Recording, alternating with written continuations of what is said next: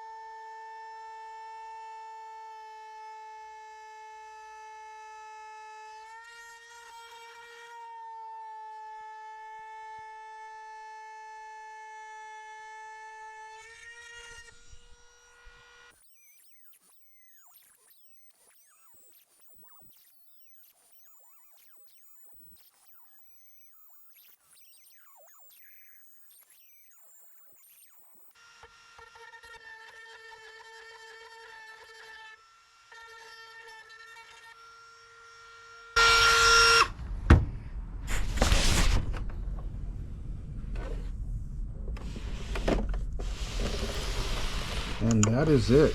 It's not a perfect cut. It's a little jaggedy in some parts, but that's okay because we're gonna smooth that out with the little sandpaper attachment for the Dremel. So as soon as we're done with this, we're gonna open it up here in a second, and then we'll show you the rest. Now, to open it up, all we have to do is pull on it a little bit to try to separate it.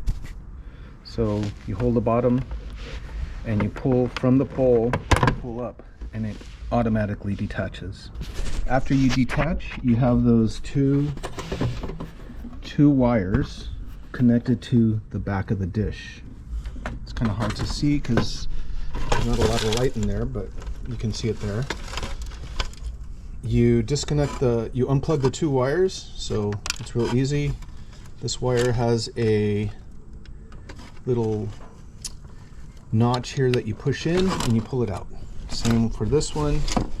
You take the notch, push it in, pull the wire out. Now this wire is for the motor that moves, the black wire is for the motor that moves the dish to kind of align it when it's attached to the pole. And the white wire is the one we're interested in because this is the one that sends the signal from the back of the dish out to your router. So that's what that is. Normally what people do here is they take this apart, they remove this part here, and then remove these pulls, these little notches here. You pull this out to take this wire out and put an RJ45 end on the other end of that wire. We're going to skip that step here, and I'm going to show you how to do that. Here's our custom Starlink connector.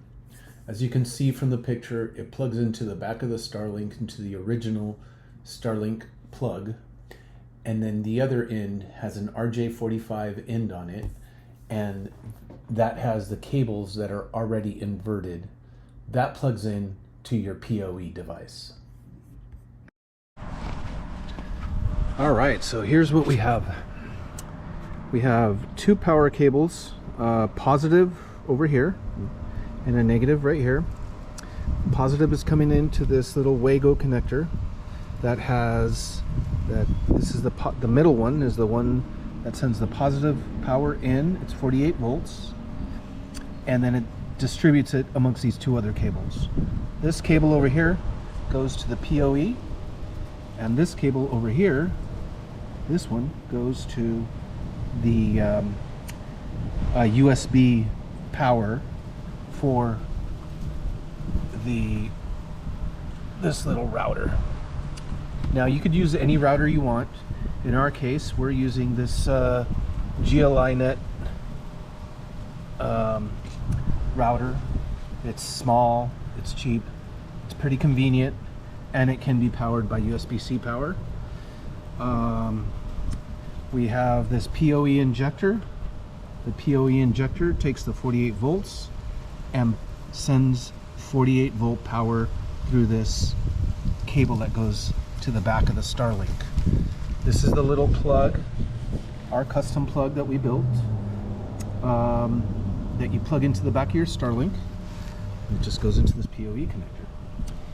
And then from the PoE connector we have a cable. It's an RJ45 cable that goes from the PoE connector to your router, to the WAN port of the router. And that's about it.